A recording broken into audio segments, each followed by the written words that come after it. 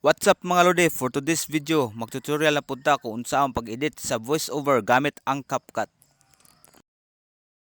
So karon, na-open na nato atong CapCut, so ato na siyang i-ikis. Tapos after ikis, naimo to nga ana nga new project.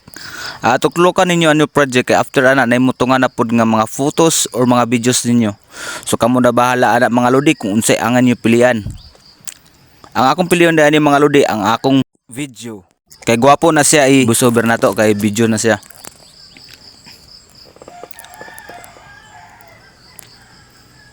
So karon mga lodi mo ni siya. Tuplukan na siya.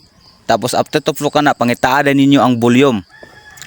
After tuplok sa volume, inyo na i-swipe pa wala, i-zero jud na. Then check. Press back. So tuplukan na pong audio. Then pangitaon din niyo ang record. Tuplokon na ninyo ang formang mic ana, then mag-start na din mo ana after sa 3 to 1 nga counting mga lodi. Kay magsugod na ang voiceover. So ani nga tayo mga lodi, nag-start na pud ko sa akong voiceover ani. Pag human ninyo voiceover, i-press niyo kanang mic outro. Then check, then inyo na din paminawon dayon.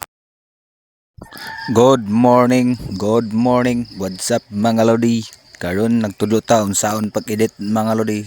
So, please copy. Syempre mga lodi, kay humana man ta sa atong pag-edit sa voiceover, ayaw jud og limtip pag wala sa ending, kay watermark jud na siya. Ay jud na limtip permi kay bawal na sa Facebook. So, ready to export na ta na mga lodi.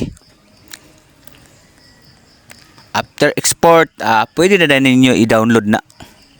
So, mora to mga lodi. Salamat. Thanks for watching. Bye-bye.